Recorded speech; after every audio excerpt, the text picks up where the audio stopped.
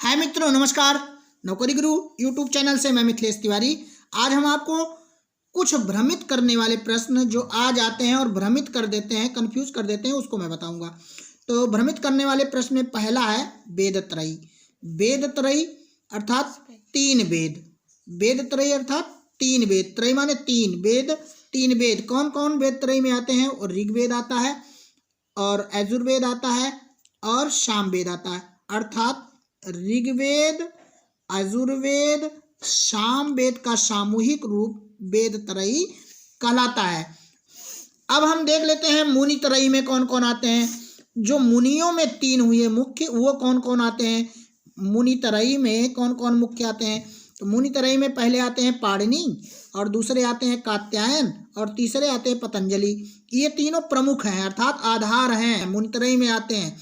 तो पाणिनि जो है वो क्या कहलाते हैं? व्याकरण के जनक कहलाते हैं, और इन्होंने अष्टाध्यायी की रचना की। अष्टाध्यायी के रचनाकार पाणिनि कहे जाते हैं। तो पाणिनि जो है मुख्य आधार थे। सबसे पहले इन्होंने जो है व्याकरण लिखा, इसलिए व्याकरण के जनक कहे जाते हैं। और कात्यायन जो है उनका दूसरा नाम था बररुचि। क्या कात्यायन का दूसरा नाम था? और इन्होंने वर्तिका लिखा। वर्तिका इन्होंने लिखा।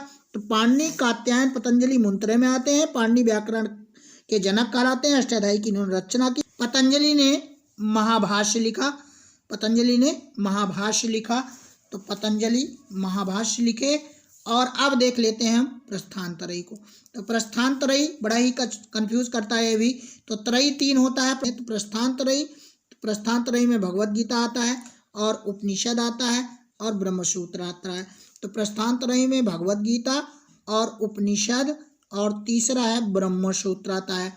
और भगवत गीता जो है उपनिषदों का उपनिषद है। उपनिषदों का उपनिषद है, ये संज्ञा इसको दी गई है। और भगवत गीता में ईश्वर प्रथम अवतारवाद का उल्लेख है। तो आपने पहला देखा कि वेदत्रयी। तो वेदत्रयी में क्या आया? वेदत्रयी में ऋग्वेद, यजुर्वेद, सामवेद आया। अथर्ववेद उसमें नहीं है। प्रस्थानत्रयी में आपको भगवत गीता, उपनिषद और ब्रह्मसूत्र मिला। और दूसरा मुनित्रयी था, और मुनित्रयी में पाणिनि, कात्यायन और पतंजलि थे। तो मिलता हूँ कुछ नया लेकर के। धन्यवाद, नमस्कार।